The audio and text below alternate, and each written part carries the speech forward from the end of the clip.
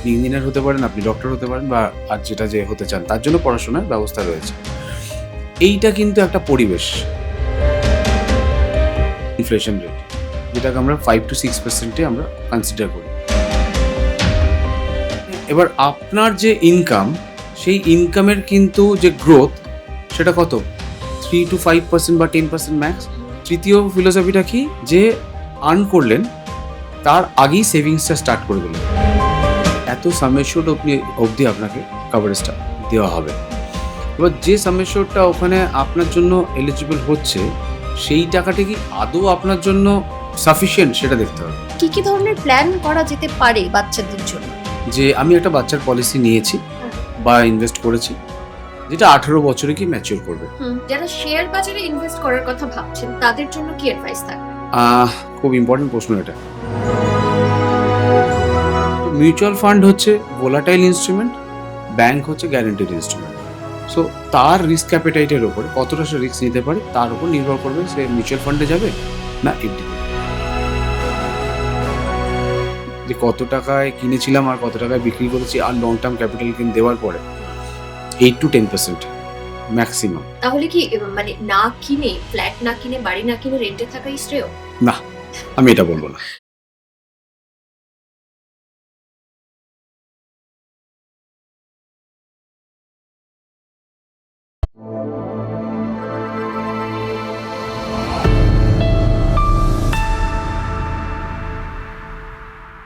Hello and welcome ডেবি আনলিস্টের আরো একটা নতুন এপিসোড। আর এই নতুন এপিসোডে নতুন গল্প নয়, নতুন অনেক তথ্য জানবো আমরা। কারণ আমরা সকলেই কম বেশি আয় করি এবং সেই আয় কতটা সঞ্চয় করব, কতটা খরচ করব, কতটা বিনিয়োগ করব, সে সম্বন্ধে শিক্ষা আমাদের অনেকেরই নেই। আমরা অনেকে বুঝতে পারি না কতটা সঞ্চয় করা উচিত, কতটা বিনিয়োগ করা উচিত। খরচা তো রয়েইছে, কিন্তু তার পাশাপাশি সঞ্চয় বিনিয়োগ নিয়ে প্রশ্ন কিন্তু থেকেই যায়। এছাড়াও নানান ধরনের আর্থিক দিক থেকে খুব জটিল প্রশ্নের মুখোমুখি বা সম্মুখীন আমরা হই। সেরকম সমস্ত বিষয় নিয়ে আজকে আমাদের আলোচনা বা আজকে আমাদের এই পডকাস্ট, যে আলোচনায় আমাদের সঙ্গে এই মুহূর্তে স্টুডিওতে রয়েছেন ফাইন্যান্সিয়াল অ্যাডভাইজার সুরজিৎ কালা। স্বাগত জানাই তোমাকে। তোমার সঙ্গে মানে তোমার নানান ভিডিও আমি সোশ্যাল মিডিয়াতে দেখি এবং ছোট ছোট ক্রিস্প এক একটা ভিডিও, কিন্তু এত ইনফরমেশন থাকে ওগুলোর মধ্যে। আমার দেখে যবে থেকে দেখেছি মনে হচ্ছিল যে কবে তোমাকে আমাদের পডকাস্টে পাবো এবং অনেকগুলো প্রশ্ন করব এই নতুন ফাইন্যান্সিয়াল ইয়ারে, কারণ অনেক একদম প্রশ্ন থাকে সাধারণ মানুষের। ঠিক। বিশেষ করে লাস্ট যে প্রশ্নটা আমি মানে যে টপিকটা নিয়ে আমার খুব ভালো লেগেছে, ঠিক ভূমিকম্প হলো কিছুদিন আগে এবং তারপরে তুমি একটা পোস্ট দিলে। Correct. অনেকে কিন্তু জানিই না আমরা যে প্রপার্টি নিয়ে, প্রপার্টির জন্য একটা ইন্স্যুরেন্স করা উচিত বা করা দরকার। যারা জানে তারা করে, অ্যামাউন্টটাও বোধহয় বাট খুব খুব কম কম, খুব কম। কম করে। তো সেটা আমার মনে মানে এক হচ্ছিল। তো হচ্ছে জানি কম, হুম, যেটা করা যায়, আর এর প্রিমিয়ামও কম। সেটাই। আমার তখনই মনে হয়েছিল যে আমরা এই বিষয়টা নিয়ে কথা বলতে পারি। তবে কাজ করছো দীর্ঘ প্রায় 25 23 বছর বছর, হয়ে গেছে? 23 23 বছর। years। অলমোস্ট 25 বছর হবে। হুম। তো 25 বছরের এক্সপেরিয়েন্স, কিন্তু এই 2026 এ দাঁড়িয়ে তোমার কি ফিল হয় এত বছরের অভিজ্ঞতায়, যে এখন কি সাধারণ মানুষ এই আর্থিক যে বিষয়টা, সেটাকে সঞ্চয় করতে হবে, বিনিয়োগ করতে হবে, কিভাবে খরচ করতে হবে, এটা নিয়ে কি সচেতন? অত্যন্ত। আচ্ছা। মানে আমি আজ 23 বছর কাজ করছি। তার শুরুর দিকে আমার অ্যাকচুয়ালি কাজ শুরু হয় হচ্ছে আইটি ইন্ডাস্ট্রির মানুষদেরকে নিয়ে। হুম, হুম, মানে আমার কোনো একটা কারণে তাদের সঙ্গে আরকি আমার একটা কানেকশন বিল্ড হয়।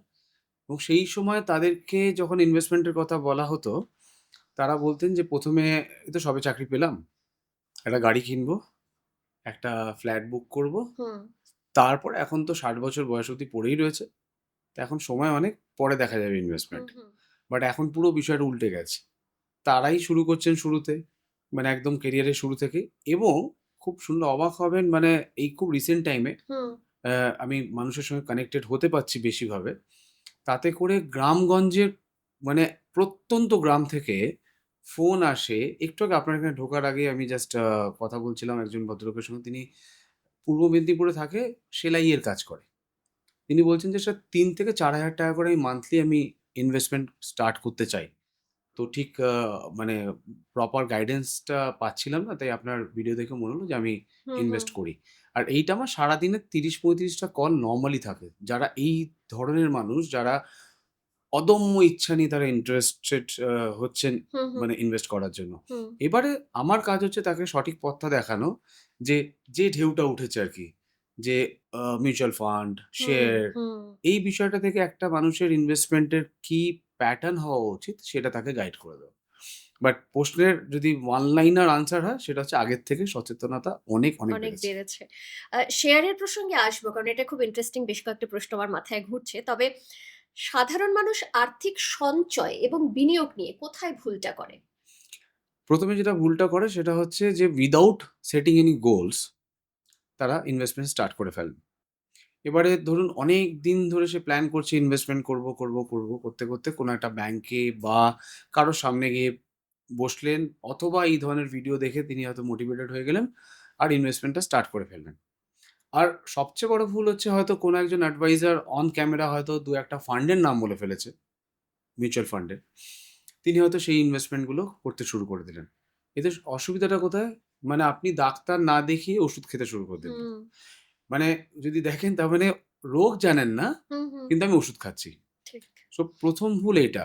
উইথআউট এনি মানে গোল যদি আপনি ইনভেস্টমেন্ট করেন তখন এটা ভুল হওয়ার সম্ভাবনাটা খুবই বেড়ে যায়। আচ্ছা। তাই না? আগে গোল সেটিং করুন তারপরে তো ইনভেস্টমেন্টটা কোন ইন্সট্রুমেন্টে যাবে না যাবে সেগুলো তো করা যেতেই পারে। এটা কিন্তু হচ্ছে এই মেজর যে ভুল। গোল সেটিং এর কথা আপনি তুমি বললে, আ যেকোনো মানে আর্থিকভাবে সচ্ছল যারা, ধরো আমি যদি ধরে নিই কোনো একজন চাকুরিজীবী। হুম, তিনি চাকরি পেয়েছেন, এবার তার কিছু স্বপ্ন রয়েছে। তিনি একটা বাড়ি বানাবেন, তিনি একটা গাড়ি কিনবেন, তারপরে তার একটা ফ্যামিলি হবে। তো সেই মানুষ কবে থেকে এই সেভিংস বা এই যে আর্থিক তার যে অর্থ আসছে সেটাকে সঞ্চয় করবেন, কতটা বিনিয়োগ করবেন, কতটা এই যে প্ল্যানিং এটা কবে থেকে শুরু করবেন একজন সাধারণ মানুষ? এটা উচিত হচ্ছে শুরুর দিন থেকেই। মানে আপনি যেদিন থেকে আর্ন করা শুরু করলেন সেদিন থেকে ইনভেস্ট করবেন। এবার আচ্ছা। আপনি আর্ন করে আপনি মনে করলেন যে আমি এখন তো সব আর্নিং স্টার্ট করলাম। এবার একটুখানি আ বেসিক খরচাগুলোকে মিট আপ করি। হুম, তারপরে যেটা বেঁচে থাকবে সেইটা দিয়ে ইনভেস্ট করব। তো এইটা আমি খুব মজার ছলে ৩ টে ফিলোসফিকে বলি। বাট এটা মানে রিয়াল মানে ফ্যাক্ট। এটা হচ্ছে যদি ইন্ডিয়ান ডেমোগ্রাফিকে যদি ফলো করা হয় তাতে স্ট্যাটিস্টিক্স বলছে যে ৩ ধরনের ফিলোসফিতে মানুষ চলেন। আচ্ছা। এবং তার রেজাল্ট অনুযায়ী হুম, ৩ টে রেজাল্ট বেরোয় at the time of their retirement. Hmm, এটা ভারতবর্ষের একটা মানে আ মানে রেজাল্ট আরকি যারা আরকি ওকে। রিটায়ার করছেন। হুম, মেবি 55, মেবি 60। ১ম ফিলোসফিটা হচ্ছে তারা ১ম এ আর্ন করেন। তারপরে ধরুন ৳১০০ আর্ন করলো, ৳১০০ ই খরচা করে ফেলল। এই খরচাটার পরে তার কাছে আরো কিছু impulsive buying এর একটা আ একদম। মানে একটা ইচ্ছা তিনি প্রকাশ করলেন। হুম, হুম, এবারে সেই টাকাটা কোথা থেকে পাবে?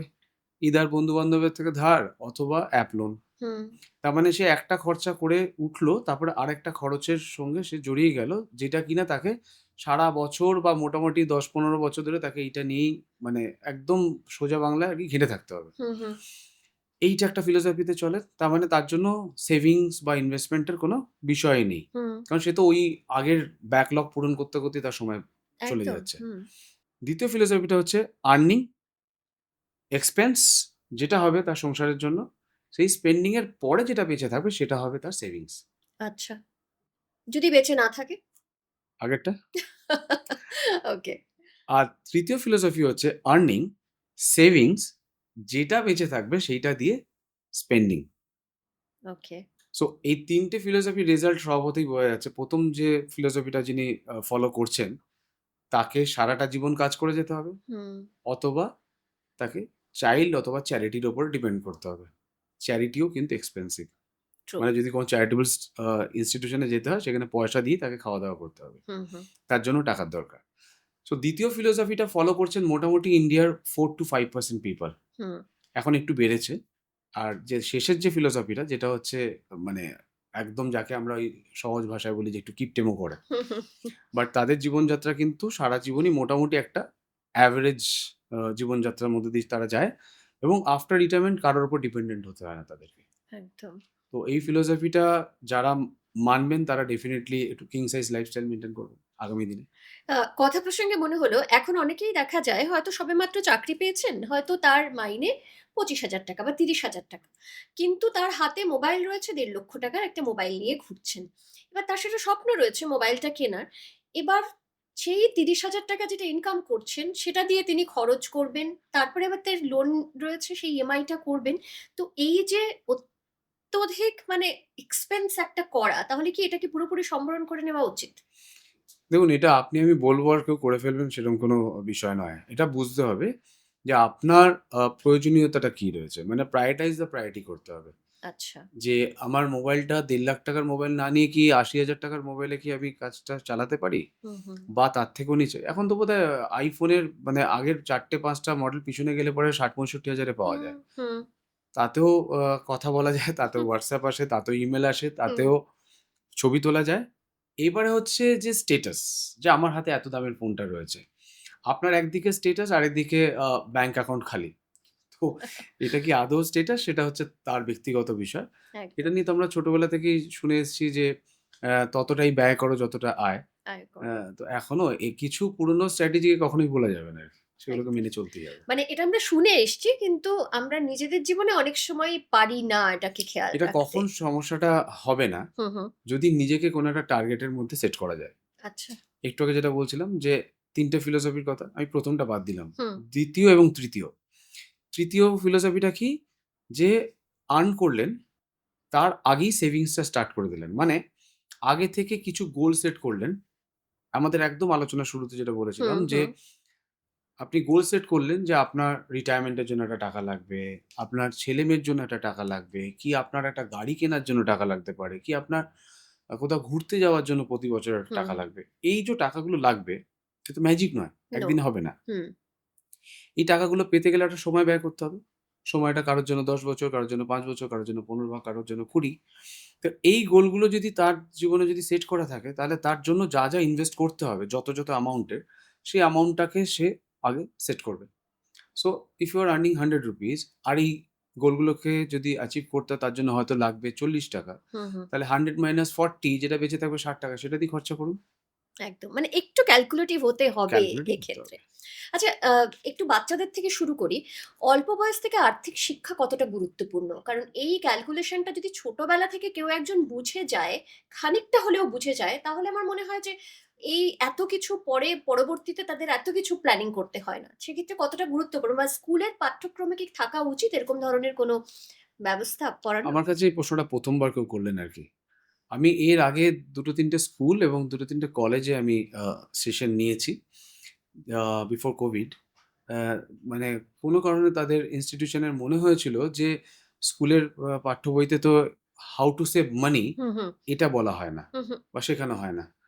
কিন্তু কিভাবে রোজগার করবেন সেই একদম। পথটা দেখানো হয়। হুম, আপনি ইঞ্জিনিয়ার হতে পারেন, আপনি ডক্টর হতে পারেন বা হুম, আর যেটা যে হতে চান তার জন্য পড়াশোনার ব্যবস্থা রয়েছে। এইটা কিন্তু একটা পরিবেশ। পুরো পরিবেশ শেখায়। মানে আপনার বাচ্চার যে বাড়িতে বড় হচ্ছে, সেই বাড়িতে কিরকম স্পেন্ডিং স্টাইল তার উপর কিন্তু অনেকটা ডিপেন্ড করে। একটা বাচ্চাকে আমরা আজকের দিনে চাই যে খুব একটা আ মানে স্মুথ লাইফস্টাইল দিতে, যেন আমার বাচ্চার গরম না লাগে। হুম, যেন আমার বাচ্চার কোনো রকমভাবেই বাসে ধাক্কাধাক্কি করে না স্কুলে যায়।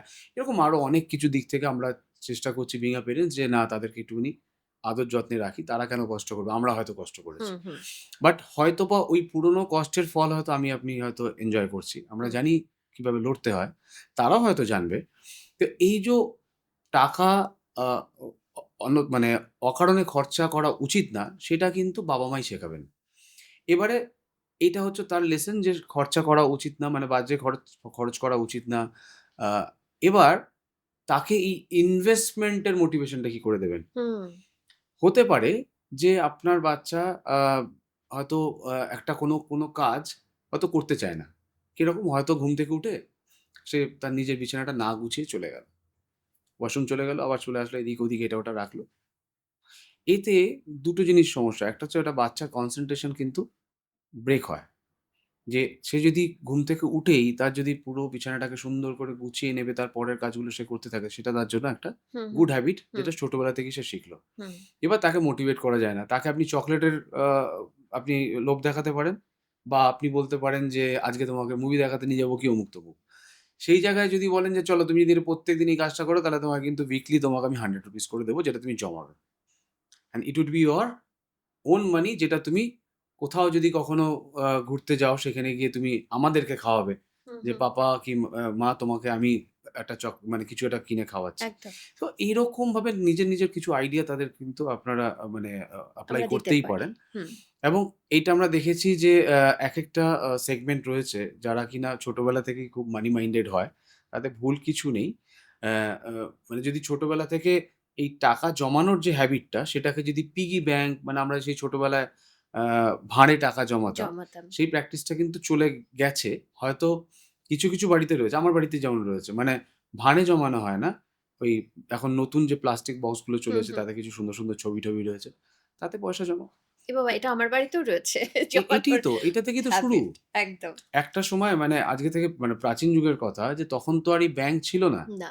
তখন মানুষ টাকা-পয়সা জমাতো কি করে? এই ধরনেরই কোথাও না কোথাও জমাতো। তখন তো বিনিময়ের মাধ্যমে জীবনযাপন চলত। হুম, হুম। তো সেই জায়গায় দাঁড়িয়ে এরকম ছোট জিনিস যেগুলো আগে মানে প্রথা ছিল সেই প্রথাগুলোকে নিজের বাড়িতে আনতেই পারো। একদম। আচ্ছা এবারে বাচ্চাদের থেকে একটু যদি বড়তে যাই, কারণ আজকালকার দিনে পড়াশুনোর জন্য অনেক বাবা-মায়েরাই যারা বিশেষ করে দেশের বাইরে পড়তে যাচ্ছে বা আমাদের রাজ্যের বাইরে পড়তে যাচ্ছে, তাদের ক্ষেত্রে দেখা যায় যে তাদের অনেককেই লোন নিয়ে পড়াশুনো করতে হয়, হুম, যেটা স্টুডেন্ট লোন আমরা বলছি। অনেকে খুব স্মুথলি হয়তো পেয়ে যান, কিন্তু অনেকের ক্ষেত্রে নানান ধরনের সমস্যা দেখা দেয় হুম, এই লোন পেতে। কাউকে হয়তো তার বাড়িটা মর্টগেজ রেখে লোন নিতে হচ্ছে। কোনো ক্ষেত্রে দেখা যাচ্ছে বাবা-মা লোনই পাচ্ছেন না, বাচ্চা এবং সে যেখানে যাবে সেই ইনস্টিটিউটের উপর ডিপেন্ড করছে সে কতটা লোন পাবেন বা বাচ্চার মেরিটের উপর ডিপেন্ড করছে। হুম। এটা একটা সমস্যার কারণ। তো সেক্ষেত্রে মানে এই সমস্যাটা দূর করতে কি ধরনের প্ল্যানিং এর প্রয়োজন? আ এটা খুব রেলেভেন্ট কোয়েশ্চেন। সেটা হচ্ছে যে আ এক আগের যে আমাদের এডুকেশন কস্ট ছিল ইন্ডিয়াতে, হুম, সেটা এতটা বেশি ছিল না যেটা আজকের। এই মুহূর্তে আমাদের ইন্ডিয়ান যে নরমাল ইনফ্লেশন রেট, যেটাকে আমরা 5 to 6% এ আমরা কনসিডার করি। But educational inflation rate is around 8 to 12%। আপনি গুগল করলেই দেখতে পাবেন। হুম, হুম, তো তার মানে এবার আপনার যে ইনকাম, সেই ইনকামের কিন্তু যে গ্রোথ, সেটা কত? 3 to 5% বা 10% ম্যাক্স। হুম, হুম, গভর্নমেন্ট ইনস্টিটিউশনে যারা রয়েছেন তাতে 3%। হুম, বাকি প্রাইভেট ইনস্টিটিউশনে 5 to 10 এর মধ্যে ভ্যারি করে। তার মানে এই গোলটাকে অ্যাচিভ করা কিন্তু এতটা সহজ নয়। একদম। তার জন্য এখন থেকেই প্ল্যান করতে হবে। কিরকম আপনার বাচ্চার বয়স ১ বছর, সবে জন্মেছে। মোটামুটি কিছুদিন পর থেকে অনেকেই আছে একদম শুরুর দিন থেকে ১-২ মাসের মাথা থেকেই তারা ইনভেস্টমেন্ট স্টার্ট করে। হুম, হুম, অনেকে আছে আপনার জাস্ট প্রশ্নটা করলেন বলে আমার মনে পড়ল। আমাদের কাছে এরকম অনেকে আসেন যারা সদ্য বিয়ে করেছেন, হয়তো ২-৩ বছরের মধ্যে তারা বেবি প্ল্যানিং করছেন। তারা এখন থেকেই প্ল্যান করছেন যে তার বাচ্চা যখন হবে ছেলে বা মেয়ে, টাকা তো লাগবেই হুম, এডুকেশনের জন্য। তাহলে একটা অ্যামাউন্ট মোটামুটি অ্যাজিউম করে তারা প্ল্যান করা শুরু করছেন এখন থেকেই। হুম, হুম, তো তারা তো অনেকটাই অ্যাডভান্স। ডেফিনিটলি তাদেরকে অ্যাকনলেজ করতেই হয়। বাট যারা করছেন না, তাদের জন্য কোন সময়টা লাগে বাচ্চাদের বয়সে, এটা কিন্তু অনেকেই ভুল করে। যে আমি একটা চিলড্রেন পলিসি নিয়েছি। বা যারা বিক্রি করছেন তারা হয়তো বলে দিল এটা একটা চিলড্রেন পলিসি, আপনি চিলড্রেন পলিসি হিসাবে এটাকে ট্রিট করতে পারেন। বাট আদতে ওটা চিলড্রেন পলিসি কিনা সেটা বুঝতে হবে। খালি নাম দিয়ে দেখলে হবে না। আচ্ছা। কাজে হচ্ছে কিনা সেটা দেখতে হবে। মানে আপনার বাচ্চার হায়ার এডুকেশন এর জন্য টাকা লাগবে হচ্ছে ১৮ বছর থেকে হুম, শুরু করে ১৮, ১৯, ২০, ২১ যদি মাস্টার্সে যায় তার পরেরটা যদি যায় তাহলে সেই ক্ষেত্রে আরো ২ বছর। হুম, হুম, তার মানে মোটামুটি একটা ৫ বছর থেকে ৪ বছরের একটা কোর্স টাইম একটা রয়েছে রয়েছে। আরকি। তো সেইখানে দাঁড়িয়ে আজকের দিনে খুব মানে বেয়ার মিনিমাম যে এক্সপেন্সেস গুলো হচ্ছে ইনস্টিটিউশনে সেটা খুব কম করে হলেও ১০ থেকে ১৫ লক্ষ টাকা। হুম, এবার গভর্নমেন্ট ইনস্টিটিউশনে গেলেও তার মেরিটের উপর সেটা তো অন্য বিষয়। কিন্তু যে বাচ্চাটার বয়স আজকে ১ বছর কি ২ বছর কি ৫ বছর ইভেনলি ৭-৮ বছর। সে গভর্নমেন্ট ইনস্টিটিউশনে যাবে না প্রাইভেট ইনস্টিটিউশনে যাবে না আপনি না, জানেন না? না। এবার আপনি গিয়ে ১৮ বছরে গিয়ে প্ল্যান করতে শুরু করলেন। হবে না? হবে। কোনটা হবে? আপনাকে ইন্টারেস্ট পে করতে হবে। কাকে? ব্যাংকে। যেখানে আপনার কাছে অপরচুনিটি ছিল এই শুরুর দিন থেকে যদি ইনভেস্ট করতেন তাহলে ১৮ টা বছর তো পেতেন। হুম, হুম, যদি ১ বছর বয়স থেকে শুরু করতেন। তাহলে ১৮ বছর ধরে আপনি ইন্টারেস্ট আর্ন করতেন। আর যদি ওই সময় গিয়ে মানে ১৮ বছর বয়সে গিয়ে যখন আপনি এডুকেশন প্ল্যান। লোন নেবেন, তখন ইদার আপনাকে অথবা আপনার বাচ্চাকে লোনটা পে অফ করতে যেতে হবে হয়তো আগামী আরো ১০-১৫ বছর। So instead of paying interest to the bank যদি আপনি সচেতন হন তাহলে ইউ ক্যান আর্ন ইন্টারেস্ট যদি এখন থেকেই শুরু করেন। একদম এই প্ল্যানিং এর অভাব সেটা অনেকেরই রয়েছে। না সকলের নেই। অনেকে ভাববেন যে না আমরা তো করেছি। তাদের নেই। তবে অনেকের রয়েছে। তো সেক্ষেত্রে আরেকটা প্রশ্ন যে কি ধরনের প্ল্যান করা যেতে পারে বাচ্চাদের জন্য? সেটা একটু বলুন। সেটা হচ্ছে যে আমরা যেটা একটু আগেও বলছিলাম হুম, হুম। যে আমি একটা বাচ্চার পলিসি নিয়েছি হ্যাঁ। বা ইনভেস্ট করেছি যেটা 18 বছরে কি ম্যাচিউর করবে। হুম, একদিক থেকে উনি এগিয়ে গেলেন একটা পথ হুম, যে হ্যাঁ, অন্তত 18 তে পাবেন। হুম, হুম, কারণ এরকম বহু প্রোডাক্ট রয়েছে যেটা পাবে হচ্ছে 18 তে ৳1, 20 তে ৳1, হুম, 22 এ, হুম, 24 এ, 26 এ। আরে তার পড়াশোনা শেষ হয়ে গেল ততদিনে। হুম, হুম, তখন গিয়ে কি করবে? তার বিয়ের বয়স হয়ে গেছে তখন। এবার আবার এরকমও প্রোডাক্ট আছে। 18, 19, 20, 20,000, 20,000, 20,000 21 বছরে গিয়ে একটা লামসাম টাকা দিল। তখনও তো পড়াশোনা শেষ হয়ে গেছে। এখানে কোয়ান্টিটিটা বুঝতে হবে। মানে ফাইন্যান্সিয়াল অ্যামাউন্টটাকে আমাকে মেজার করতে হবে। কিভাবে করব? হুম, যেটা এক্ষুনি বলছিলাম যে ১০ থেকে ১৫ লাখ টাকা যদি আজকের দিনের খরচ হয়, তাহলে বাচ্চার বয়স যদি ৩ হয়, তাহলে ১৫ বছর পরে টাকাটা লাগবে। তাহলে আজকের ৳১৫,০০,০০০ বা আজকের ৳১০,০০,০০০ টাকাটা ইনফ্লেশনকে কনসিডার করলে কত টাকায় গিয়ে পৌঁছাবে? এবার আমরা যদি এইভাবে ক্যালকুলেট করি যে আ 6% করেই ধরি যদি আমি ইনফ্লেশন হয়, তাহলে মোটামুটি যদি একটা বাচ্চার বয়স আজকে ৬ বছর হয়, তাহলে ১২ বছর পর টাকাটা লাগবে। হুম।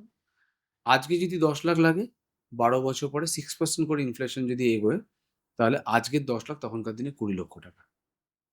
তাহলে ৳২০,০০,০০০ পেতে গেলে কি ইন্সট্রুমেন্ট আমি ইনভেস্ট করব সেটা প্ল্যানিং করতে হবে। একদম। এবারে আমি কি বার করলাম? গোল। মানে আমার রোগটাকে আমি ডিটেক্ট করলাম। এবার আমার দরকার ওষুধ। মানে ইনভেস্টমেন্ট কি হবে? হুম, এইখানে বাবা-মারা আজকের দিনে যেহেতু একটা মিউচুয়াল ফান্ডের একটা দুরন্ত ঢেউ উঠেছে হুম।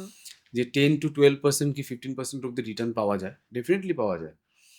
কিন্তু অ্যাকর্ডিং টু ইউর গোল মানে নেচার অফ ইউর গোল আপনাকে আপনার ইনভেস্টমেন্ট প্ল্যানিং করা উচিত। কেন? আপনার বাচ্চার বয়স যখন 18 হবে তখনই তার টাকাটা দরকার। মার্কেট সেই সময় কোনো কারণে পারফর্ম করছে না। আপনি ইনস্টিটিউশনকে গিয়ে বলতে পারবেন না যে, "আমার বাচ্চার জন্য আমি ইনভেস্টমেন্ট স্টার্ট করেছিলাম। কিন্তু এই মুহূর্তে মার্কেট পারফর্ম করছে না। আমি সামনের বছর দেব।" হবে না। না। আপনি পোস্টপোন করতে পারেন না। আপনার রিটায়ারমেন্ট পোস্টপোন করতে পারেন। আপনি আপনার ম্যারেজ প্ল্যানিং পোস্টপোন করতে পারেন। মানে বাচ্চার ম্যারেজ প্ল্যানিং পোস্টপোন করতে পারেন। বাট এই প্ল্যানিংটাকে পোস্টপোন করতে পারেন না। অতএব এই ইন্সট্রুমেন্টটা হওয়া উচিত অলওয়েজ গ্যারান্টিড ইন্সট্রুমেন্ট। ওকে। যেখান থেকে আপনাকে গ্যারান্টিড রিটার্ন দেবে। এইবারে কি সমস্যাটা হয় যে হয়তো গোলটা এতটাই বড়, গ্যারান্টিড ইন্সট্রুমেন্ট মানে কত? 6-7% ম্যাক্স। তাতে করে হয়তো যে গোলটা সেট করেছেন উনি আগামী দিনের জন্য, সেই গোলটা অ্যাচিভ করতে গেলে হয়তো 6-7% এর ইন্সট্রুমেন্টটা দিয়ে তার হয়তো পৌঁছানোটা ডিফিকাল্ট হয়ে যাচ্ছে। অনেক বেশি টাকার লোড করতে যেটা কিনা তার সেলারি পারমিট করছে না বা তার ইনকাম পারমিট করছে হুম, না। হুম। তখন আমি বলি এট লিস্ট 50-50 রেশিওতে যান। লেটস সে আপনার দরকার ৳৫০,০০,০০০ পড়াশোনা করাবার জন্য। তাহলে 25 lakhs from guaranteed instrument hmm. R 25 lakhs from volatile instrument. তাহলে সুবিধাটা কি? অন্তত ইনিশিয়াল ডেতে মানে যখন 18 বছর বয়স হলো ওই গ্যারান্টিড ইন্সট্রুমেন্টটা তাকে ভর্তি হতে এট লিস্ট হেল্প হেল্প করে করবে। দিল। হুম, হুম। তারপরে মার্কেট তো ১-২ বছরের মধ্যে আবার নিজের জায়গায় পৌঁছাবে। ততক্ষণে আপনি পরের ২-৩ টে বছর যেটা রয়েছে সেটাকে আপনি অ্যাচিভ করে ফেলবেন। একদম। এই যে প্ল্যানিংটা এটাই কিন্তু আমরা বুঝতে পারি না। এখানেই দরকার একজন অ্যাডভাইজার এর যিনি অ্যাডভাইস করবেন কোনটা আপনার জন্য বা আপনার বাচ্চার জন্য ঠিক এবং কোনটা ভুল। আচ্ছা, একজন নতুন বিনিয়োগকারী কোথা থেকে শুরু করবেন? মানে এফডি তে না মিউচুয়াল ফান্ডে কোনটা দিয়ে শুরু করলে ভালো? দেখুন, এফডি হচ্ছে ওয়ান টাইম ইনভেস্টমেন্ট। আর হচ্ছে রেগুলার ইনভেস্টমেন্ট এর মধ্যে এসআইপি রয়েছে বা এর মধ্যে রয়েছে পিএফ যেটা কিনা আপনি এলিজিবল হবেন যদি আপনি জব করেন। হুম, বাট আপনার কাছে পিপিএফ এরও অপরচুনিটি রয়েছে। হুম, যেখানে কিনা আপনি একটা গ্যারান্টিড রিটার্ন পেতে পারেন। অ্যাজ অফ নাও গভর্নমেন্ট এই ইন্টারেস্ট রেটটাকে নিয়ে খুব একটা বেশি ডিস্টার্ব করতে চায় না। চেঞ্জ করতেও চায় না। তো এর একটা রিটার্ন যেটা রয়েছে সেটাও কিন্তু ট্যাক্স ফ্রি রিটার্ন। হুম, হুম, এবার আপনার কাছে কত টাকা রয়েছে? এফডি করতে গেলে তো একসঙ্গে ৫০,০০০ কি ২০,০০০ কি ১,০০,০০০ কি ২,০০,০০০ বা ৫,০০,০০০ টাকা দিতে হবে। হুম, এটা যদি না থাকে তাহলে সাধারণত যিনি সবে ইন্ডাস্ট্রিতে এসছে মানে ইদার জব করতে হুম। অথবা ব্যবসা করতে তাহলে তার উচিত হচ্ছে সে যে টাকাটা রোজগার করে তার থেকে একটা পার্সেন্টেজ সে যেন ইনভেস্টমেন্ট করা স্টার্ট করে। ডেফিনিটলি গোল সেট করে। ওকে। সেক্ষেত্রে এই পার্সেন্টেজটা কি হবে? কত পার্সেন্ট করতে পারেন? হ্যাঁ, এইটা না এর কোনো থাম্ব রুল নেই বেসিক্যালি। আচ্ছা। যে কত পার্সেন্ট ইনভেস্ট করবে অফ হুম, হুম, মানে অফ দ্য ইনকাম। কেন আপনার গোল কত বড়, কতগুলো গোল সেই অনুযায়ী ডিপেন্ড করবে আপনার ইনভেস্টমেন্ট। হুম, হুম, হতে পারে যে আপনার এতগুলো লাইফে কমিটমেন্ট রয়েছে, সবকটা কমিটমেন্ট আপনাকে যদি অ্যাচিভ করতে তাহলে হয়তো আপনার স্যালারির 50% ইনভেস্টমেন্ট করতে বেরিয়ে যাবে। হুম। তাহলে 50% এর রিকোয়ারমেন্ট রয়েছে। ওকে। এবারে আপনি যদি বলেন মিনিমাম কত হওয়া উচিত? এট লিস্ট 20% তো হওয়াই উচিত। টোটাল ইনকামের। মানে ওকে। আপনি যদি ৳২০,০০০ ইনকাম করেন, হুম, হুম। তাহলে ৳৪,০০০ থেকে ৳৫,০০০ ইনভেস্ট করাই যায়। ইনভেস্টমেন্টের ক্ষেত্রে বিশেষ করে আমি যদি পশ্চিমবাংলা বলি বা আমাদের দেশ বলি, ভারতীয়দের ক্ষেত্রে দেখা যায় সোনা এবং রিয়েল এস্টেট। এই দুটো মানে এই দুটোতে ইনভেস্টমেন্টের ক্ষেত্রে একটা আবেগ কোথায় জড়িয়ে রয়েছে। সকলেই ভাবেন সোনাতে ইনভেস্টমেন্ট করা বা রিয়েল এস্টেটে ইনভেস্টমেন্ট করা সবথেকে শ্রেয়। কি বলবেন অ্যাজ অ্যান অ্যাডভাইজার হিসেবে?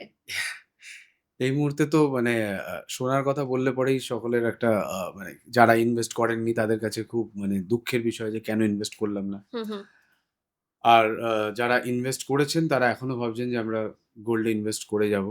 দেখুন, ইন্সট্রুমেন্ট কখনো একটা ইন্সট্রুমেন্ট হতে পারে না আপনার ইন্সট্রুমেন্টের সিলেকশনে আরকি। মানে আপনার এট লিস্ট ডিস্ট্রিবিউশন অফ মানে অ্যাসেট ভাগ করা উচিত আরকি। হুম, যে হুম, আপনি কতটা রিয়েল এস্টেটে করবেন, কতটা গোল্ডে করবেন, কতটা মিউচুয়াল ফান্ডে করবেন, কতটা ব্যাংকে রাখবেন, পিপিএফ এ রাখবেন, হুম। ইন্স্যুরেন্সে রাখবেন। এর একটা মানে অ্যাসেট অ্যালোকেশন এর একটা পার্সেন্টেজ হওয়া উচিত।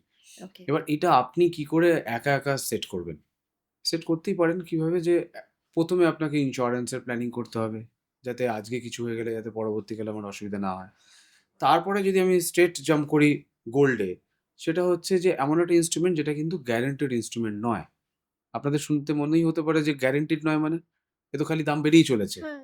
বাট যিনি ধনতেরাসের দিনকে সোনা কিনেছিলেন, আর তার ১ সপ্তাহ পরে যেদিনকে সোনার দাম পড়ল, আর যদি ধরে নিই যে সেই মানুষটি ১ সপ্তাহ পরেই কোনো একটা গোল সেট করেছিলেন ওই সোনা দিয়ে। হুম।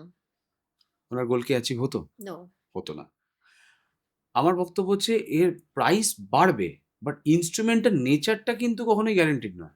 ওকে। Volatile instrument. হুম, হুম, এবার এখন অনেকগুলো কারণে গোল্ডের দাম এই জায়গায় দাঁড়িয়ে রয়েছে। হয়তোবা আগামী দিনে আরো বাড়তে পারে, হয়তোবা কমতে পারে। হুম, এর ব্যাখ্যা বিশাল লম্বা। এবার আপনি কিনবেন কি কিনবেন না? কি ফর্মে কিনবেন? হুম। দেখুন, আমাদের একটা রীতি রয়েছে এই মুহূর্তে যে আ ধনতেরাসের দিনকে গোল্ড কেনা একটা শুভ মানা হয়। এবং অক্ষয় তৃতীয়াতেও অক্ষয় অনেকেই কেনেন। তৃতীয়াতেও। কোনো না কোনো ছুতোতে যদি আমি একটা কিছু জিনিস কিনি, যার দাম আগামী দিনে বাড়বে তার সম্ভাবনা রয়েছে। এটা যে ফর্মেই কিনুন না, তাতে কোনো ক্ষতি নেই। আপনার ঘরে এট লিস্ট একটা তো কিছু সম্পদ আসছে। হুম, হুম, এটাতে আমি কোনো রকমভাবেই বলব না যে আপনি এটা কিনবেন না বা এটা কিনলে মেল্টিং কস্ট, হুম, হুম, জিএসটি এই সেই এর ব্যাখ্যা আবার বিশাল। হুম, তাহলে খালি সোনা নিয়েই গল্প করতে হবে। এবার রইল হচ্ছে আর কি পদ্ধতি রয়েছে? আমার বাড়িতে রাখতে অসুবিধা হয় গোল্ড। হুম, কি আমার ব্যাংকে লকার নেই। হুম, লকারে তো আবার অনেক ইনসিকিউরিটি আছে। এইসব যদি ভাবেন তাহলে রয়েছে এই মুহূর্তে ইটিএফ। যেটা আপনি মিউচুয়াল ফান্ডের অ্যাকাউন্ট খুলে আপনি ইটিএফ এর মাধ্যমে ইনভেস্ট করতে পারেন। আপনার চাইলে যখন তখন বিক্রি করতে পারেন। খালি টাচ করতে পারছেন না। চোখে দেখতে পাচ্ছেন না, পড়তে পারছেন না। হুম, হুম। বাট সম্পদের লিস্টে অ্যাসেট ক্লাসের মধ্যে আপনার গোল্ড রয়েছে। তো ওকে। সেটাতে আপনি ইনভেস্ট করতেই পারেন। ২য় প্রশ্ন ছিল real estate. Real estate. Real এস্টেটের অনেকগুলো ফর্ম হয়। আপনি জমিতে ইনভেস্ট করতে পারেন বা আপনি রেডি একটা ফ্ল্যাটে বা বাড়িতে ইনভেস্ট করতে পারেন। এই ৩ টের মধ্যে কোনটা বেটার? দেখুন, মানে জানি না শুনলে পরে আপনার দর্শকরা কি এর প্রতিক্রিয়া দেবেন।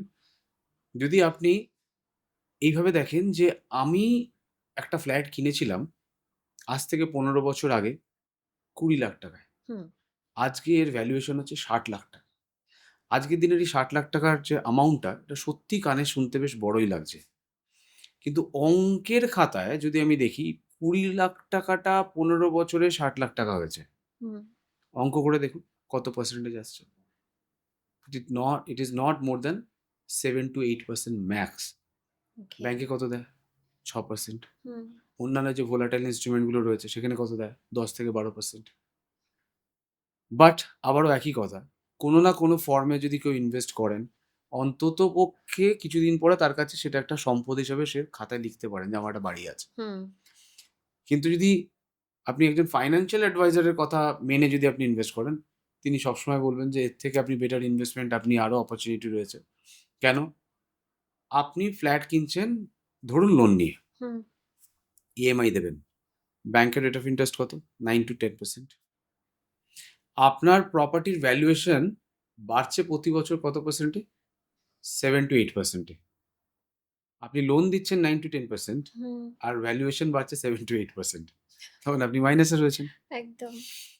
এবার আপনি ওই ইএমআইটা হুম, যদি মানে ফ্ল্যাটের জন্য না পে করে আপনি যদি পে করেন in any other instrument like hmm, volatile ইনস্ট্রুমেন্টই হুম, ধরে হুম, নিলাম যে হুম।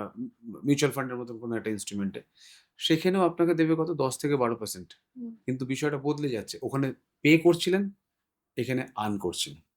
ওকে।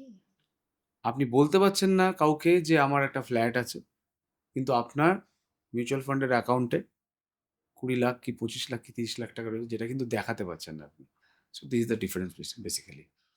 এবারে অনেকে বলেন ভাড়া দেবো। হ্যাঁ, ফ্ল্যাটটা কিনবো, ভাড়া দেবো, সেই ভাড়া দিয়ে ইএমআই দেবো। ইএমআই দেবো। বলো তো? হুম, আপনি 50 লাখ টাকার একটা ফ্ল্যাট কিনেছেন। আমাকে আন্দাজ বলুন কত টাকা ভাড়া পেতে পারেন কলকাতাতে? খুব বেশি নয়। 20,000। 20,000, ঠিক আছে, 20,000 টাকা। হুম, 50 লাখ টাকাটা আপনি ব্যাংকে রেখেছেন। ব্যাংকে, অন্য কোথাও না। 50 লাখের 6% হচ্ছে 3 লাখ টাকা। Divided by 12 would be 25,000। আমি ওখানে পাচ্ছিলাম 20,000 টাকা ভাড়া দিয়ে, এখানে আমি ব্যাংকে রেখে পাচ্ছিলাম 25,000। এবার ফ্ল্যাটের মেইনটেন্যান্স আছে। হুম, প্রত্যেক বছর আপনার কাছে রেন্টের জন্য মানে আপনি রেন্ট আউট করতে পারবেন তার কোনো গ্যারান্টি নেই। নো। হতে পারে যে ৩ মাস সরি, হতে পারে ৩ বছর পর কি ১ বছর পর যিনি বেরিয়ে গেলেন, তার মাঝখানে আপনি হয়তো ৬ মাসের কোনো ভালো একজন কাউকে পেলেন না, যাকে আপনি ফ্ল্যাটটাকে রেন্ট আউট করতে পারেন। ঠিক। তো ৬ মাসের ইনকাম গ্যাপ, অঙ্ক কি বলবে? লস এই জায়গা থেকে। বাট আমি মানে ডিমোটিভেট করছি না। আপনি একদম। ইনভেস্ট করতেই পারেন। কিন্তু অঙ্কের লোক তো অঙ্কই বলবে। আর ল্যান্ডের ক্ষেত্রে? ল্যান্ড ডেফিনিটলি হয়তো একটু বেশি অপরচুনিটি দেবে আপনাকে। হুম, তাতে করেও যদি আপনি long term capital gain pay করে যদি আপনি দেখেন যে হুম, কত টাকায় কিনেছিলাম আর কত টাকায় বিক্রি করেছি আর লং টার্ম ক্যাপিটাল গেইন দেওয়ার পরে হুম। 8 to 10% ম্যাক্সিমাম। ওকে। তাহলে কি মানে না কিনে, ফ্ল্যাট না কিনে, বাড়ি না কিনে রেন্টে থাকাই শ্রেয়? না, আমি এটা বলব না। তাহলে? এটা অনেকেই বলেন, অনেক ফাইন্যান্সিয়াল অ্যাডভাইজার বলেন। হুম, দেখুন, আ আফটার অল মানে আপনি একটা না একটা দিন তো মানে লোনের থেকে মুক্তি পেতে চাইবেন বা আ মানে ইনভেস্টমেন্ট এর করার থেকে মুক্তি পেতে চাইবেন। কারণ আপনার একটা সময় ইনকাম থাকবে না। হুম, ততদিন একটা নিজের বাড়ি থাকবে, মাথার উপর ছাদ থাকবে, সেটা সবসময়তেই উচিত। হুম, হুম, সো নিজের যে থাকার বাড়িটা, হুম, সেটা আপনি ইএমআই তে নিন, আপনি ক্যাশে নিন, যেটা খুশি করে নিন বাট নিন। নিজের একটা বাড়ি থাকতে হবে। অনেকেই এই ক্যালকুলেশনটা আমাকে বলেন। কিছুদিন আগে একজন এসেছিলেন বসিরহাট থেকে, হাসব্যান্ড ওয়াইফ। তারা বললেন, "আমরা কলকাতায় আসতে চাই। আমরা" ডাউন দিলেন 10 ইয়ার্স ইনভেস্ট করব। যে টাকাটা আমি ফ্ল্যাটের ইএমআই দিতাম, হুম, আমি ১৫ বছর পর কি ১০ বছর পরে আমি ওই টাকা দিয়ে আমি আপফ্রন্ট একটা ফ্ল্যাট কিনে নেব। তো আমি ওনাদের দুজনকেই বললাম যে, "দেখুন, নিজের একটা বাড়ি, একটা নিজের সংসার তৈরি করেছিলেন। সেটাকে আননেসেসারিলি আপনি কাউকে সেল করে এই পদ্ধতিতে যাওয়াটা আমার মনে হয় না একটা যুক্তিসঙ্গত। হুম, হুম, কেন? আপনি তার ইএমআইটা যেটা দিচ্ছেন, আপনাকে দিতেই হবে, কারণ আপনার কিন্তু back of the mind, subconscious mind এটাই বলবে যে যদি আমি ফ্ল্যাটের ইএমআইটা সময় মতো না দিই, তাহলে কালকে এসে আমার দরজার সামনে ঠিক। ব্যাংকের লোক এসে দাঁড়িয়ে যাবে। হুম, এই তাগিদে আপনি যেন তেন প্রকারে কিন্তু এই টাকাটা দিতে থাকবেন। মানে আপনার নিজের প্রপার্টি একটা না একটা টাইমের পরে ফ্রি হবে। আর আপনি যে পদ্ধতিটা বলছেন, এই পদ্ধতির মাঝখানে বহু ইমার্জেন্সি সিচুয়েশন ক্রিয়েট করতে পারে। যেখানে আপনি হয়তো ইনভেস্টমেন্টটা মানে কন্টিনিউ করতে পারলেন না। পারলেন। ওই ইকুইভ্যালেন্ট অ্যামাউন্ট হয়তো আপনি কন্টিনিউ করতে পারলেন হুম, না। হুম, এমন একটা ইমার্জেন্সি চলে এসছে, আপনার হাতের সামনে ক্যাশ রয়েছে, আপনি তুলে খরচ করে ফেললেন। হুম, হতেই পারে। এবার আপনার হাত থেকে ১০ বছর বা ১৫ বছর কেটে গেছে। তখন কিন্তু আর আপনি পিছনে ঘুরে তাকাতে পারবেন না। থাকার জন্য আপনার একটা ফ্ল্যাট বা বাড়ি থাকতেই হবে, সেটা আপনি ইএমআইতে নিন, তাতে কোনো সমস্যা নেই। এখানে অঙ্ক কষলে হবে না। ওকে। আচ্ছা, এবারে কথা বলি আমরা একটু স্বাস্থ্য বীমা এবং জীবন বীমা এটা নিয়ে। এটা কতটা জরুরি? খুব ইম্পোর্টেন্ট। আ শহরে থাকুক, গ্রামে থাকুক, অসুস্থ হলে ইদার গ্রামের কোনো ইনস্টিটিউশনে সে নিয়ে যাবে। হুম, যখন সেখানকার সাপোর্ট সিস্টেম আর পারবে না, হুম, তাকে বলবে শহরে নিয়ে যান। হুম, শহরে নিয়ে এসে যদি সরকারি হসপিটালে সুযোগ পেল, সিট পেল তো ঠিক আছে। তা নাহলে পরে তাকে প্রাইভেট ইনস্টিটিউশনে হুম, নিয়ে যেতে হবে। হুম।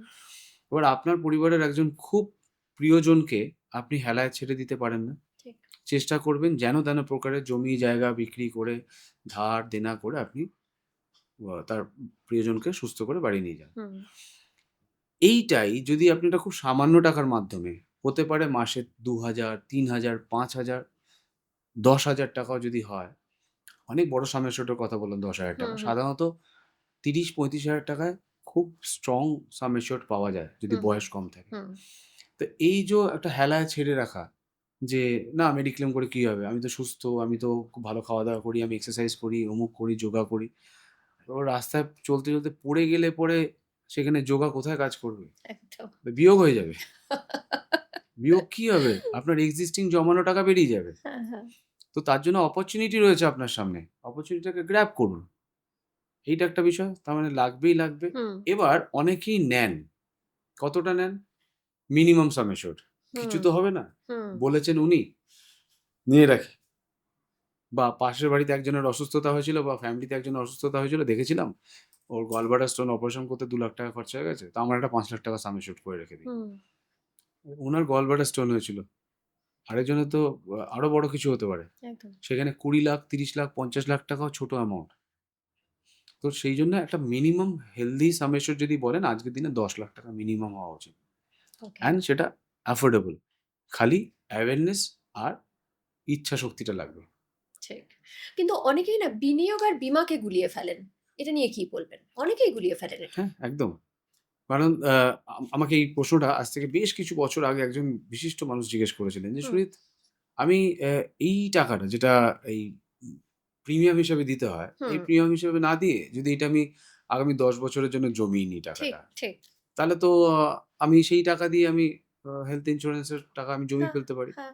আমি বললাম, "আপনি একটা কাগজে জাস্ট আমাকে লিখে দিন যে এই আগামী ১০ বছরে হুম, আপনার এমন কোনো সমস্যায় পড়তে হবে না যেটার জন্য আপনাকে হসপিটালে যেতে হয়। লিখতে পারলে পরে আপনার ইন্সুরেন্সের দরকার নেই। যদি না লিখতে পারেন তাহলে দরকার আছে।" এটা কখনোই বিনিয়োগ নয়। এটা আজকের প্রয়োজন। যদি আপনি এই কথাই বলেন যে, "আমার গাড়িতে ৪ টে টায়ার রয়েছে। এই ৪ টে টায়ারেই তো গাড়ি চলে। হুম। ৫ নম্বর টায়ারটা আমার কি কারণে দরকার?" একটা স্টেপনি। আপনি একদম কখনো বলেছেন যে কোনো শোরুমে গিয়ে যে, "আমার ওই টায়ারটা লাগবে না, নিয়ে নিন। লাগবে না। ওই টাকাটা মাইনাস করে দিন।" একদম। আচ্ছা, এই যে বীমা প্রসঙ্গে বা এই লাইফ ইন্সুরেন্স বা যে মেডিক্লেম রয়েছে এটা নিয়ে যে কথা বলতে গিয়ে মনে হলো যে একটা প্রশ্ন খুব জরুরি জানা, যেটা আমি অনেকের ক্ষেত্রেই দেখেছি যারা বিশেষ করে আইটি ইন্ডাস্ট্রিতে রয়েছেন বা এখন আইটি কেন মিডিয়াতেও প্রচুর জায়গায় রয়েছে যে অফিস থেকেই একটা এরকম ধরনের বীমা দেওয়া হয় এবং সেটার মধ্যে ইনক্লুডিং থাকে পরিবারের বিশেষ করে খুব কাছের নিকটজন, যদি ছেলে হন তার ওয়াইফ ইনক্লুডিং থাকে বা তার বাবা মা ইনক্লুড থাকে। এবারে সেক্ষেত্রে কি তাহলে তার আলাদা করে কোনো আর কিছু জীবন বীমা করার দরকার নেই? আহ আবারও একটা খুব রেলেভেন্ট কোয়েশ্চেন করেছেন আপনি। এটা প্রচন্ডভাবে দেখা যায় যে, আমি যে কোম্পানিতে রয়েছি সেই কোম্পানি থেকে তো আমি যথেষ্ট বড় একটা সাম অ্যাসিউরড এর আমি হুম, কভারেজ পাই। হুম, যেমন আপনি বললেন মিডিয়ার কথা। মিডিয়াতে রয়েছে এবং আর্টিস্ট ফোরামেও ইন্সুরেন্স কভারেজ গভর্নমেন্ট থেকে দেওয়া হয়। হুম, কিন্তু গভর্নমেন্টের একটা সিলিং আছে, একটা লিমিটেশন আছে। যে এত সাম অ্যাসিউরড অবধি আপনাকে কভারেজটা দেওয়া হবে। হুম। এবার যে সাম অ্যাসিউরডটা ওখানে আপনার জন্য এলিজিবল হচ্ছে, সেই টাকাটা কি আদৌ আপনার জন্য আ মানে সাফিসিয়েন্ট সেটা দেখতে হবে। আচ্ছা। হতে পারে সাফিসিয়েন্ট নয়। কিন্তু তার মাথায় কি রয়েছে যে, আমার তো একটা ইন্সুরেন্স কভারেজ নেওয়া রয়েছে। হুম, হুম, কে দিয়েছে? অমুক ইনস্টিটিউশন থেকে দিয়েছে। হুম, এবার সেটা যদি ৳২,০০,০০০ ৳৩,০০,০০০ হয়, হুম। একটু আগে বলছিলাম ৳২-৩,০০,০০০ কিছুই না কলকাতা কিছুই শহরে নয়। আজকের দিনে। নাম্বার 1 নাম্বার 2 হচ্ছে যারা আইটি ইন্ডাস্ট্রিতে মানে ভালো জব করছেন বা স্যালারি পাচ্ছেন, তাদের হয়তোবা ইন্স্যুরেন্স কভারেজটা ১০ লাখ ১৫ লাখেরও থাকে। পেরেন্টসকেও অ্যাড করা যায় হুম, সেখানে।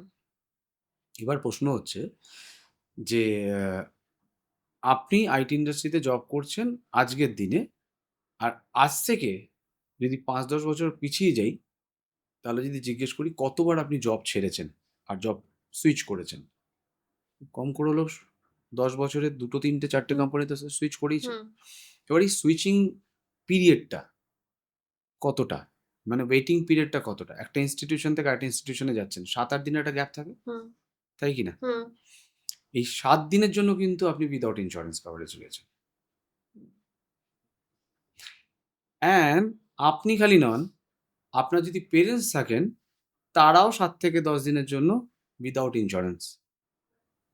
এবার আপনি পুরো একটা এন্টায়ার পরিবার উইথআউট লাইফ জ্যাকেট আপনি উঠে পড়েছেন একটা নদী পার করতে। যেকোনো মুহূর্তে গন্ডগোল হতে পারে। একদম। নাম্বার 1। নাম্বার 2, আপনি যে ইনস্টিটিউশনে যাচ্ছেন, সেখানে হয়তো পেরেন্টসকে কভার করল না।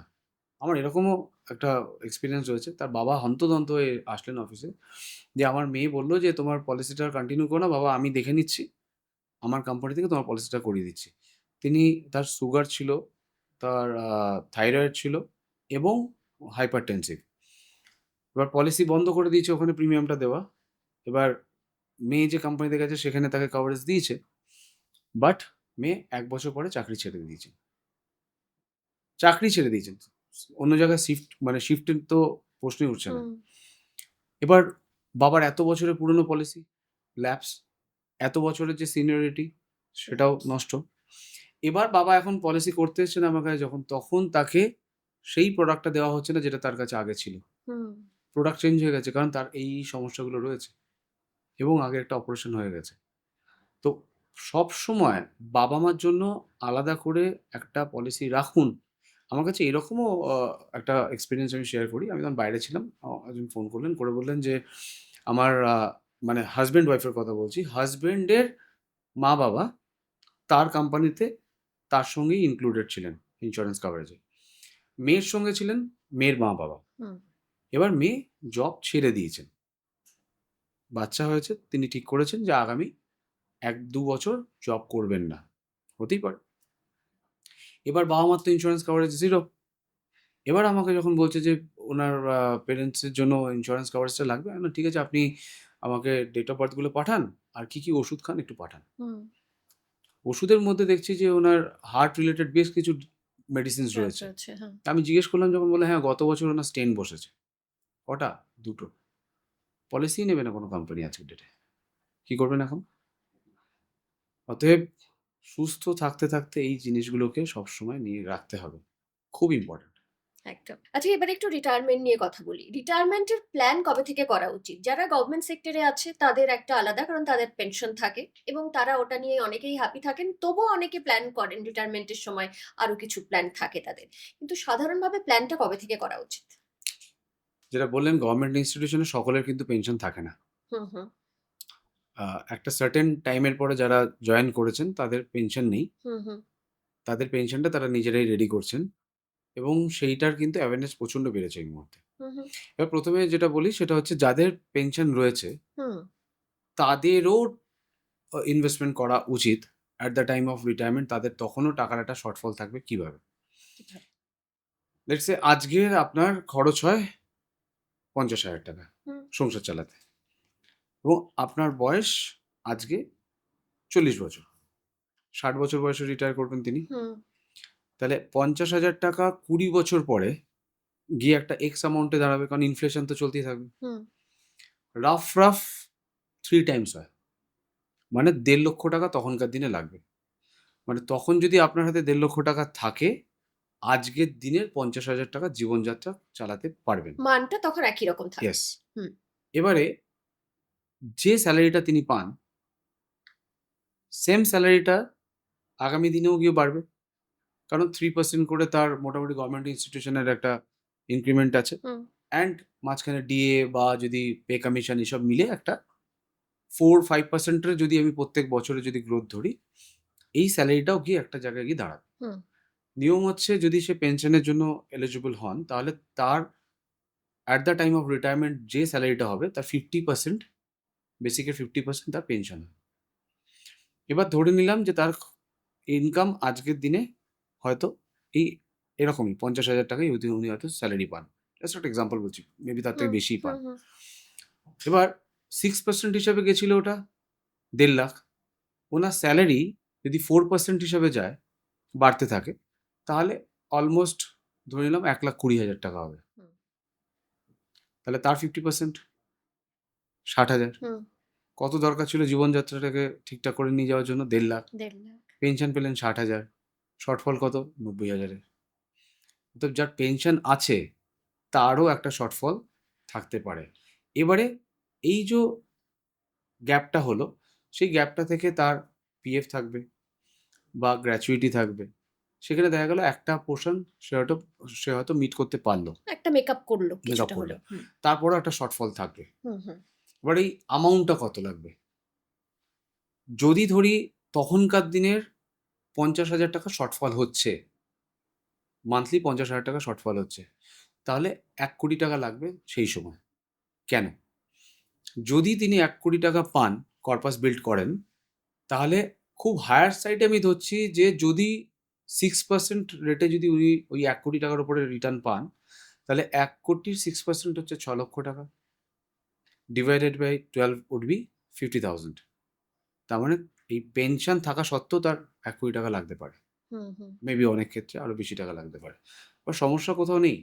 আপনি জেনে যান হুম। যে আপনার রোগটা কি, তাহলে ওষুধের ব্যবস্থা রয়েছে। খালি এই প্ল্যানিংটা আগে থেকে করতে হবে। আচ্ছা, তার মানে যারা গভর্নমেন্ট এমপ্লয়ি, যারা পেনশন পাবেন আগামী দিনে, তাদেরও প্ল্যানটা করে রাখা উচিত। এক্সাক্টলি। আর যারা পেনশনের জন্য এলিজিবল নন, হুম, তাদের তো প্ল্যান করতেই হবে, এবং আমাদের কাছে প্রচুর এরকম মানুষ আসতে থাকেন ও দূর দূরান্ত থেকে আসেন। মানে সেটা কি একদম চাকরি জীবনের শুরুতেই প্ল্যানটা করা উচিত? এই মুহূর্তের এই এত সোশ্যাল মিডিয়ার কারণে হয়তো একদম যে ১ম এই চাকরিতে ঢুকছে একদম ইয়াং এজে, হুম, যার হয়তো বিয়ে হয়নি, তারাও প্ল্যান করছেন, সেটা ছেলে-মেয়ে নির্বিশেষে। আর যারা হয়তো ৫-১০ বছর পার করে ফেলেছেন, তারাও রিয়ালাইজ করছেন যে হ্যাঁ, এটার প্রয়োজন রয়েছে। তো একদম। আস্তে, আস্তে এই অ্যাওয়ারনেসটা বাড়ছে বেসিক্যালি। করা উচিত প্রত্যেকের ক্ষেত্রেই। প্রত্যেকের। আচ্ছা, মহিলাদের আর্থিক স্বনির্ভরতা প্রয়োজন এখন। যে সমস্ত মহিলারা আর্থিকভাবে স্বনির্ভর এবং তাদের সমস্ত দায়িত্বটা তারা নিজেরাই নেন, কারো উপর ডিপেন্ডেন্ট নন, তাদের জন্য স্পেশালি কি অ্যাডভাইস থাকবে? হুম, আবার একটা ভালো প্রশ্ন। আমার কাছে এরকমও মানুষরা আসেন যারা ঠিক এই প্ল্যানিং এই চলেন হুম, যে কে আমাকে হেল্প করবে না করবে আমার দেখার দরকার নেই। হুম, আমি নিজের জীবনযাত্রা নিজেই নিয়ে এগোচ্ছি। হুম, তো আমার যে গোলগুলো রয়েছে, রিটায়ারমেন্ট গোল হতে পারে, প্রত্যেক বছর আমি ঘুরতে যাবো, ভালোভাবে ঘুরবো এবং একটা ভালো লাইফস্টাইল পেতে চাই। হুম, হুম, কোথাও আমি কম্প্রোমাইজ করব না। আমি আ ক্লাবের মেম্বারশিপ নিতে চাই। হুম, এরকম অনেক মানুষের অনেক রকমের ইচ্ছা, এবং সেটা আমি নিজেই অ্যাচিভ করতে চাই। এইটা একটা। হাসব্যান্ড ওয়াইফ একসঙ্গে এসে বসেছেন। ওয়াইফ বলছেন যে, "আমার হাসব্যান্ড ওনার ফাইন্যান্সিয়াল প্ল্যানিং উনি ওনার মতন করে সেট করবেন। হুম, আমারটা আমার মতন করে সেট করব।" হুম, তো এইরকম না মানে আ সেলফ ডিপেন্ডেন্সিটা আজকের দিনে খুব, খুব, খুব বেড়ে গেছে। হুম, হুম, সেটা খুব ভালো দিক একটা। মানে একটা মেয়ে হয়ে পৃথিবীতে এসেছি মানে আমি একটা সার্টেন টাইমের পরে আমি হাসব্যান্ডের উপরেই পুরো রেসপনসিবিলিটি দিয়ে দিলাম আর আমাকে সেই নিয়ে এগোবেন, তা নয়। মানে তারা চাইছেন যে তারা নিজেদের মতনই একটা প্ল্যান করতে। সেই ক্ষেত্রে আবারও গোল সেট করতে হবে যে আমার আজকের দিনে বয়স যদি 55 হয়ে গেছে, হুম, কি হুম, 50 হয়ে গেছে, তার বয়স হয়তো আজকে 30। তাকে অ্যাজিউম করতে হবে যে আমার বয়স যদি 50 হয়, তাহলে আজকে at the age of 50 years কত টাকা পার মান্থ আমার অ্যাকাউন্টে ঢুকলে পরে I will be happy। ওকে। ধরলাম মানে এক্ষেত্রে ধরলাম অ্যাজিউম করলাম যে আবারও 50,000 কি 20,000। সো কত বছর পর তিনি চাইছেন? 30 বছর, 50 বছর সময় চাইছে মানে 20 বছর পরে। এই 20,000 টাকাটা গিয়ে 60,000 এ দাঁড়াবে। 60,000 পেতে গেলে ১,২০,০০,০০০ টাকা লাগবে। ১,২০,০০,০০০ 6% হচ্ছে ৭,২০,০০০ টাকা। Hmm, divided by 12 would be again 60,000। So এই ২০ বছর আপনার কাছে সময় ১,২০,০০,০০০ টাকা তৈরি করার। হুম, হুম, অ্যামাউন্টটা শুনতে বড় লাগছে, কিন্তু ইনভেস্টমেন্ট করলে এটা খুব একটা বড় ইনভেস্টমেন্ট করতে হয় না এর জন্য। এক্ষেত্রেও সঠিক প্ল্যানিং এরই দরকার। জাস্ট প্ল্যানিং, গোল সেটিং। একদম। আচ্ছা, মাথার মধ্যে অনেকগুলো প্রশ্নই ঘুরছে, কিন্তু যেহেতু সময়টা ক্রাঞ্চ রয়েছে একটু, তো তাড়াতাড়ি আমরা কয়েকটা প্রশ্ন করে শেষ করব। তবে তার আগে একটা প্রশ্ন আমার মনে হলো যে অনেকেই তো বিলিভ করেন না যে রিটায়ারমেন্ট করতে হবে। তারা বিলিভ করেন যে আমরা সারা জীবন কাজ করে যাব। কোনো রিটায়ারমেন্ট নেই। তাদের জন্য কি বলবেন? আ মানে ধরুন বয়স তার ৪০, হুম, তার রক্ত তখন একদম টগবগ করে হুম, ফুটছে। তাকে আমি জিজ্ঞেস করি যে, "আপনার জ্বর হলে কদিন বাড়িতে থাকেন?" ৪-৫ দিন মোটামুটি গা হাত পা ব্যথায় সে বেরোতে পারে না বাড়ি থেকে। এবার বয়স হয়েছে ৫০, ৫৫ বা ৬০, সে তখনও যদি মনে করেন যে তার সেম আ জোশ নিয়েই তিনি কাজ করবেন, এটা বায়োলজিক্যালি পসিবল নয়। পসিবল নয়। এবারে মনের জোর ৪০ বছরের একটা মানুষ আর ৬০ বছরের একটা মানুষ, দুজনের মধ্যে ডিফারেন্স আছে। এবার ৬০ এ গিয়ে কাজ করতেই পারেন, করুন না, কি অসুবিধা আছে? আপনার একটা এত বড় সাম্রাজ্য, আপনার কোম্পানিতে হয়তো ৫০ টা লোক কাজ করে। হুম, হুম, কি আপনার দোকানে ৩ টে লোক কাজ করে। অনেকে এরকম ইমোশনের কথা বলেন যে, "আমি যদি দোকানটা বন্ধ করে দিই, তাহলে এই ৩ টে লোক খাবে কি? তার হুম, পরিবার খাবে কি হুম, করে?" হুম। রিটায়ারমেন্ট এর দরকার নেই। প্যাসিভ ইনকাম জেনারেট করুন না। প্যাসিভ ইনকাম কি? অ্যাক্টিভ ইনকাম কি? অ্যাক্টিভ ইনকাম হচ্ছে আপনাকে উঠে দাঁড়িয়ে সুইচটা দিতে হবে, তবে ফ্যানটা জ্বলবে। আর অ্যাক্টিভ হচ্ছে আপনি বসে আপনি খালি রিমোটটা প্রেস করবেন আর এসিটা চলবে। প্যাসিভ। এটা প্যাসিভ ইনকাম। মানে একটা এক্স অ্যামাউন্ট কে যদি আপনি এখন থেকে প্ল্যান করেন যে ভাই আমার সংসার চালাবার জন্য মিনিমাম এত টাকা লাগবে। কি, কি? ওষুধ, কাজের লোকজন, জামাকাপড়, মোবাইল, ইন্টারনেট এইসব খরচ মিলিয়ে একটা এক্স অ্যামাউন্ট কে প্ল্যান করুন। করে সেই অ্যামাউন্টটাকে ইনফ্লেশন দিয়ে কনসিডার করুন। হুম, তার জন্য কত টাকা লাগবে দেখুন। সেই টাকাটা জমান। রিটায়ারমেন্টের শব্দে যদি অ্যালার্জি থাকে, বাদ দিন এই রিটায়ারমেন্টের শব্দটা। প্যাসিভ ইনকামকে জীবনের সঙ্গে জুড়ে নিন। বাহ! এটা দারুণ একটা উত্তর। আচ্ছা, এবারে ছোট্ট করে কয়েকটা, খুব তাড়াতাড়ি কয়েকটা প্রশ্ন এবং তার উত্তর জানতে চাইবো। বিজনেস লোন কখন নেওয়া উচিত? বিজনেসের জন্য যদি প্রয়োজন পড়ে তাহলে নেওয়া উচিতই। অ্যা আবারও বলছি, আমার একটা এক্সাম্পল দিচ্ছি যে কয়েকদিন আগে একজন ভদ্রলোক হাসব্যান্ড ওয়াইফ দুজনেই আসেন বালুরঘাট থেকে। তারা এসে যখন আমাকে হিসাব দিচ্ছেন, আমার হিসাব মিলছে না। মানে উনি যে পার্সেন্টেজ অফ আর্ন করেন বিজনেস থেকে, তার থেকে অনেক বেশি উনি লোন নিয়ে ফেলেছেন।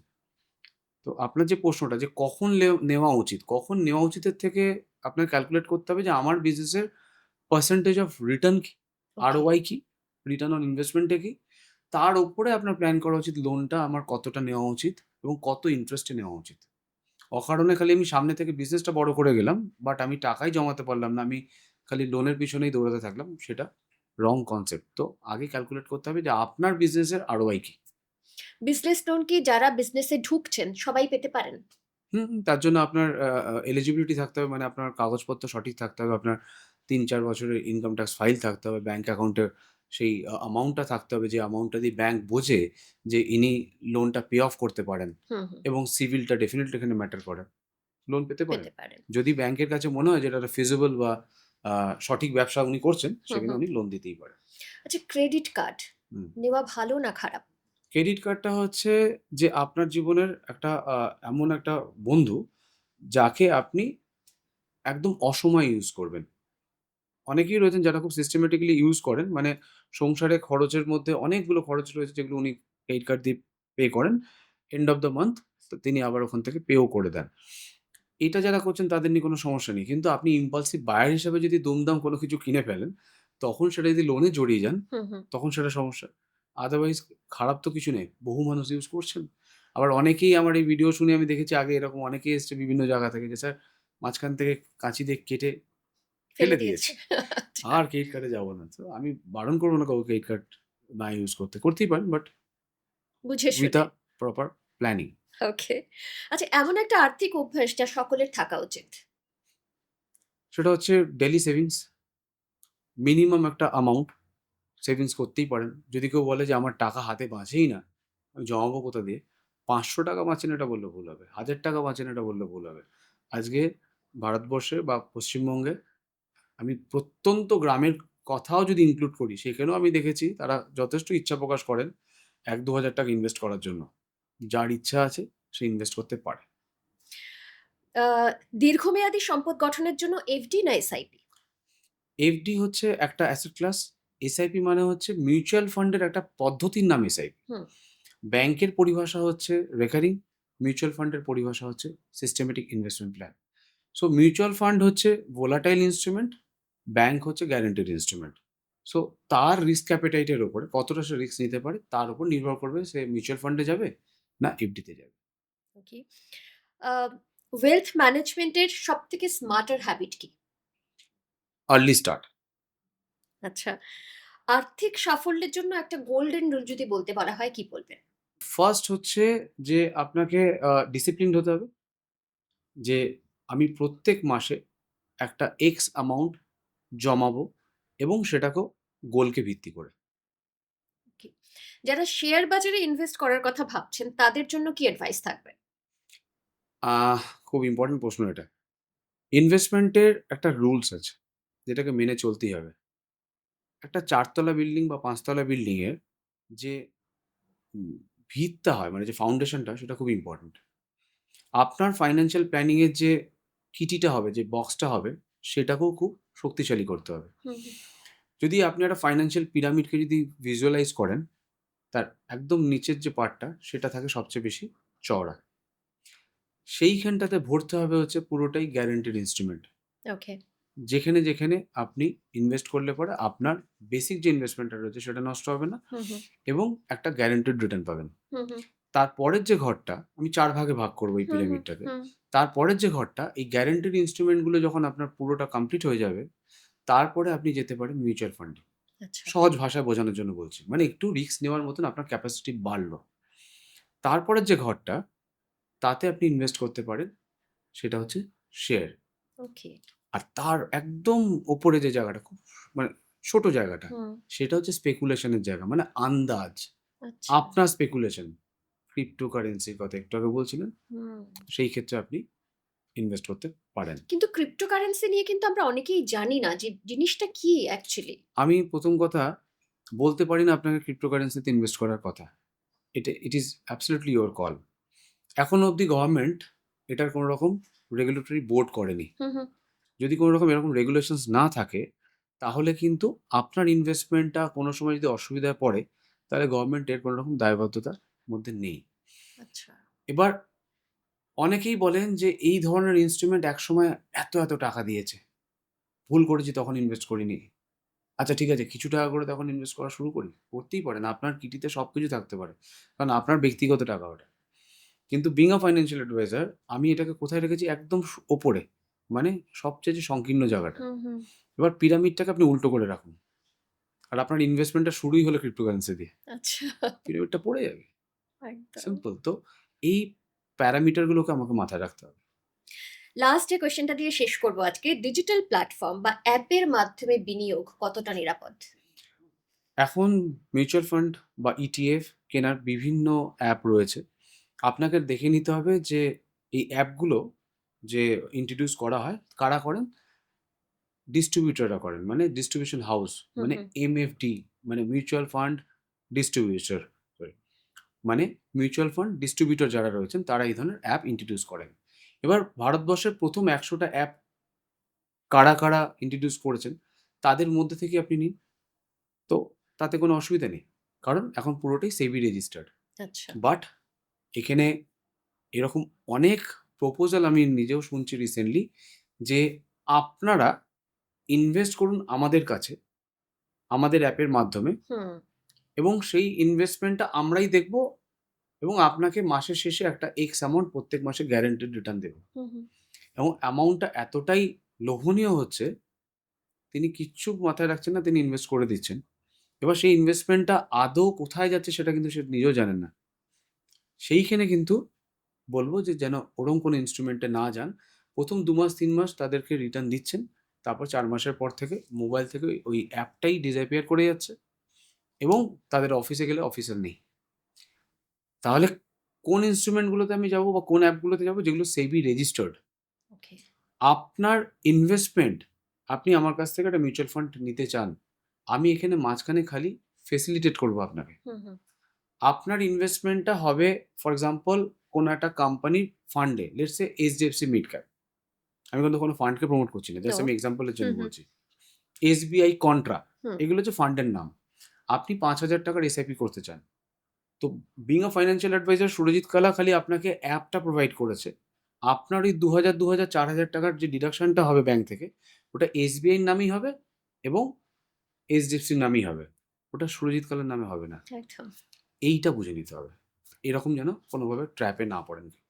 একদম তাই। আচ্ছা মানে এমন একটা টপিক নিয়ে আজকে আমরা কথা বলছি, যেটা কথা প্রসঙ্গে অনেক প্রশ্ন মাথায় আসছে। কারণ আ সকলেই আমরা কম-বেশি হয়তো উপার্জন করি। কিন্তু সেই উপার্জনের টাকা কতটা খরচ করব, কতটা সঞ্চয় করব সেটা নিয়ে বুঝতে পারি না। তো সেখান থেকে আমার মনে হয় আজকে যে আমাদের আড্ডা বা আজকে আমাদের যে সেশন এখানে হলো তাতে খানিকটা হলেও আমরা সকলেই উপকৃত হলাম। আমি তো অনেক কিছুই শিখতে পারলাম। আপনারাও নিশ্চয়ই অনেক কিছু নতুন জানতে পারলেন। তবে আরো যদি কিছু প্রশ্ন থাকে কমেন্ট সেকশনে কিন্তু লিখে অবশ্যই জানাবেন। থ্যাংক ইউ সো মাচ তোমাকে যে অনেক ছোট্ট, ছোট্ট তথ্য বাট যেগুলো খুব ইম্পোর্টেন্ট প্রত্যেকটি মানুষের জন্য সেগুলো তোমার কাছ থেকে জানতে পারলাম। My pleasure. অ্যান্ড তোমার জন্য ডিবি আনলিস্টেড তরফ থেকে ছোট্ট একটা গিফট তোমার থ্যাংক ইউ সো জন্য মাচ। এবং বাঞ্ছা নামের তরফ থেকে আরে একটা গিফট বাপরে! হ্যাম্পার তোমার জন্য। Thank you, thank you, thank you. তোমার এবং তোমার ফ্যামিলির জন্য, তোমার থ্যাংক ইউ মেয়েদের সো জন্য। Much. Thank you, thank you. আর্থিক পরিকল্পনা তো করবেন, কিন্তু আর্থিক পরিকল্পনা করতে গেলে যেটা আমার এখন মাথায় এলো যে যারা তোমার সঙ্গে যোগাযোগ করতে চাইছেন, তারা কিভাবে যোগাযোগ করবেন? কমেন্ট সেকশনে কমেন্ট তো করবেন, সেখানে হয়তো আমরা রিপ্লাই করব। কিন্তু যারা পার্সোনালি কথা বলতে চাইছেন তোমার সঙ্গে, তারা কিভাবে যোগাযোগ করবেন? আমার টিম রয়েছে যারা কিনা কমিউনিকেট করে এই বিষয়ে। আমার ওয়েবসাইটটা রয়েছে যেটা www.surijitKala.com। এটা খুব ইন্টারেক্টিভ একটা ওয়েবসাইট যেখানে কেউ যদি জানতে চান যে তার কত টাকা প্রয়োজন রয়েছে, এই যা আমরা ডিসকাশন হুম, করলাম, হুম, এটা কিন্তু ওখানেও রয়েছে। ক্যালকুলেশন তারা নিজেরা করতে পারেন। হুম। আর ওয়েবসাইটের শুরুতেই আপনার দেওয়া রয়েছে কি করে বুকিং করতে হয় বা কি ওকে, ফিস স্ট্রাকচার সবটাই বলা থাকে সেখানে। একদম। সেটা ফলো করলেই পৌঁছে যাওয়া যাবে সুরজিৎ কালার কাছে এবং সেখান থেকে অ্যাডভাইস নিয়ে নিতে পারবেন। তবে নিশ্চয়ই সকলেই পরিকল্পনা করেই এগোচ্ছেন। তবে আজকের এই এপিসোড আপনাদের কেমন লাগলো? কারণ আমরা চেষ্টা করছি আপনাদের কাছে পৌঁছতে এরকম ছোট, ছোট এপিসোডের মধ্যে দিয়ে যেগুলি খুব ইনফরমেটিভ, যেগুলি খুব প্রয়োজন প্রত্যেক দিনের বা দৈনন্দিন জীবনের জন্য। তাই আজকের এপিসোডটি কেমন লাগলো কমেন্ট সেকশনে জানাবেন। এভাবেই সঙ্গে থাকবেন। আর আমাদের ইউটিউব চ্যানেল সাবস্ক্রাইব করবেন। ফেসবুক যেটা আমাদের আইডি রয়েছে, ফেসবুক পেজ রয়েছে সেটাকে ফলো করতে একদম ভুলবেন না। সঙ্গে ইনস্টা লিংক রয়েছে সেখানেও কিন্তু ফলো করবেন। সঙ্গে থাকবেন, ভালো থাকবেন। নমস্কার।